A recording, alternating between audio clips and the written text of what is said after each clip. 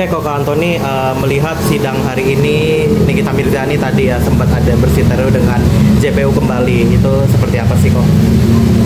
Oke, saya Kok Antoni dari Rumah Tarot. Hari ini akan membuka kartu tarot Nikita ya, masalah persidangannya ya tadi. Kita lihat keadaan Nikita untuk saat ini. Keadaan Nikita untuk saat ini sebenarnya dia ini sudah merasakan mendapatkan satu titik pengampunan ya, di mana dia bisa menahan egonya. Sehingga apapun yang terjadi dalam persidangan sebenarnya dari hati Nikita sendiri yang paling dalam ini, dia ini hanya mencari satu pengampunan untuk diri dia sendiri. Ini yang terlihat jelas dari kartu tarot. Kok kondisi Nikita sendiri kan sedang tidak baik-baik saja ya, kok sedang sakit. Bahkan tadi sebelum sidang dimulai, Nikita meminta kepada majelis hakim untuk dibukakan kembali hasil rekaman yang ada di flashdisk itu, tetapi tidak diizinkan kembali dengan majelis hakim. Itu seperti apa sehingga dia meminta?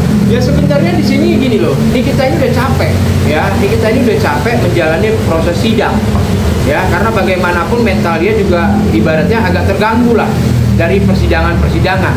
Karena Nikita berpikir dengan menunjukkan flashdisk ini maka semua ini akan selesaikan. Nah sebenarnya simpel ini, tapi karena ini ada prosedur dari yang berwenang, pihak berwajib, ini yang harus mengikuti. Makanya Nikita jadi drop, makanya Nikita jadi beban pikiran dia. Setelah kondisi kesehatannya menurun, kemudian didatangkan anaknya ke persidangan. Itu membuat reaksi dari Nikita sendiri sedih, kangen, campur aduk. Itu seperti apa kok? Apalagi anaknya sakit nih kok. Iya. Nah, sebenarnya di sini ya namanya hati seorang ibu ya terhadap anak ini sangat mempengaruhi ya, karena kekhawatirannya itu bukan untuk diri Nikita, tapi kekhawatiran ini untuk anaknya. Ini yang membuat Nikita takut akan terjadi sesuatu kepada anaknya, terutama mentalnya. Nah, ini yang Nikita sangat jaga sekali ya, makanya Nikita merasa sedih. Kenapa sampai dia tidak bisa dipertemukan? Makanya dengan kejadian seperti ini, makanya Nikita bisa berubah juga gitu loh, bisa mengurangi ego dia. Ini sebenarnya teguran juga sebenarnya. Kok tadi berbicara mengenai tentang kekhawatiran, itu ada kekhawatiran lain nggak sih kok dengan sidangnya dia yang saat ini hingga ke depannya? Ya sebenarnya banyak kekhawatiran, tapi sementara untuk Nikita sebenarnya nggak usah terlalu dipikirkan ya, karena bagaimanapun apapun yang sudah terjadi untuk saat ini, semuanya ini harus Nikita jalani, harus bisa Nikita pelajari ya. Jadi sebenarnya dengan kejadian seperti ini banyaklah nanti akan terjadi perubahan hidup pada diri Nikita. Ya, apa kok tak hanya kekhawatiran juga.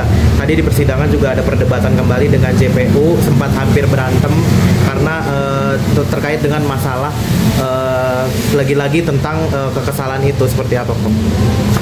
Ya sebenarnya di sini tinggal Nikita menahan emosi, ya menahan emosi aja sedikit, ya. Karena apa? Pihak yang ikut dalam pengadilan ini sendiri sebenarnya banyak memancing agar Nikita lebih aktif, lebih menunjukkan karakter diri dia sendiri, agar bisa dapat berita baru, ancaman baru. Tapi Nikita sendiri di sini mempertahankan egonya. Makanya dari pihak JPU pun ibaratnya di sini ingin mengontrol bagaimana kondisi Nikita untuk saat ini. Dihadirkannya saksi seperti Doktif. Nah, Doktif pun menyampaikan sesuatu hal, namun dibantah pula oleh pihak dari dibantah pula oleh JPU. Itu seperti apa sih kok? Mungkin apakah ada permainan di belakang atau seperti apa kok? Ya sebenarnya kalau dilihat dari tarot di sini, ini banyak permainan ya, banyak settingan sebenarnya. Yang mana sebenarnya jangankan dari Nikita ataupun pihak saksi, dari netizen sekalipun, publik pun udah tahu bahwa ini banyak settingannya.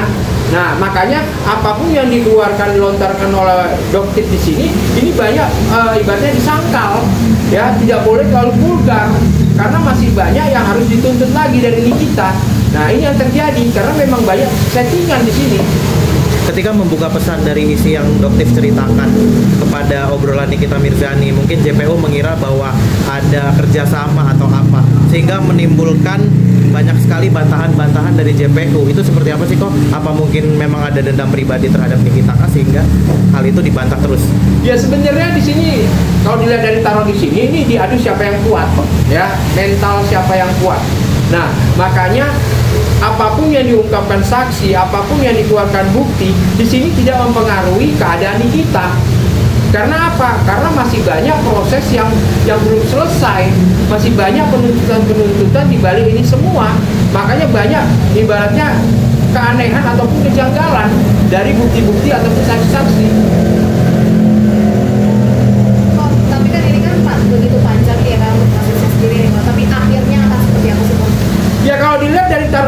Ini sebenarnya akhir dari cerita ini nanti ini perdamaian. Ya, tidak ada lagi saling menuntut, tapi di sini permohonan maaf. Nah, ini akan terjadi. Makanya kalau dari taruh di sini terlihat jelas. Di sini tidak akan ada yang dihukum ataupun dipenjarakan, tidak terlihat di sini. Yang ada di sini permohonan maaf dan minta maaf dan tidak diulangkan kembali. Intinya seperti ini sebenarnya. Ini terlihat jelas dari taruh. Berarti saling memaafkan ya, Ko? Ya karena di sini posisinya paling tidak ini teguran ya, teguran buat Nikita, buat si Gladys juga ya, kembali lagi juga untuk masyarakat semuanya agar lebih hati-hati ya dalam menjalani hidup ini, jangan terlalu cepat ceplos, harus bisa menjaga keadaan. Nah intinya banyaklah pelajaran yang kita dapat dari kasus Nikita. Kok berbicara mengenai tentang Nikita yang sebelumnya sempat kebal hukum, mungkin ini jadi kayak pembelajaran buat masyarakat kasih bahwa oh tidak terjadi kebal hukum loh. Ya sebenarnya posisinya kalau terlihat dari taruh di sini, ini sebenarnya dugaan dari masyarakat bahwa Nikita ini kebal hukum. Ternyata tidak, kan kembali lagi. Makanya sepandai-pandai tupai melompat akhirnya jatuh juga. Ini peribahasa yang paling cocok diberikan kepada Nikita. Ya, jadi untuk masyarakat lain pun ini mendapatkan satu titik pembelajaran. Ya, jadi tidak ada yang namanya di dunia ini orang kuat, orang hebat. Ya akhirnya kalau nggak dihukum dari pemerintah sendiri ya dihukum dari Tuhan. Ini yang terlihat dari taruh. Nah, kok untuk kalau misalnya untuk skincare-nya sendiri nih, kalau untuk bisnisnya Reza Brand Skin gitu tuh untuk kedepannya seperti apa nih, Kok? Ya kalau dilihat dari taruh di sini, ini akan dipisahkan. Ya, tidak disangkut pautkan khususnya untuk masalah Nikita. Ini nanti dia ada pembelajaran, ada pembenahan diri sendiri. Ya, jadi buat Gladys pun ya lebih hati-hati ya, karena ucapanmu adalah doa. Ini bahaya juga buat Gladys. Ya, jadi harus lebih waspada, lebih hati-hati, paling tidak lebih menghargai. Ini yang terlihat jelas dari kasus taruh. Oh banyak sekali selain skincare sendiri banyak sekali permasalahan-permasalahan lain dalam persidangan. Itu melihatnya seperti apa sih kok?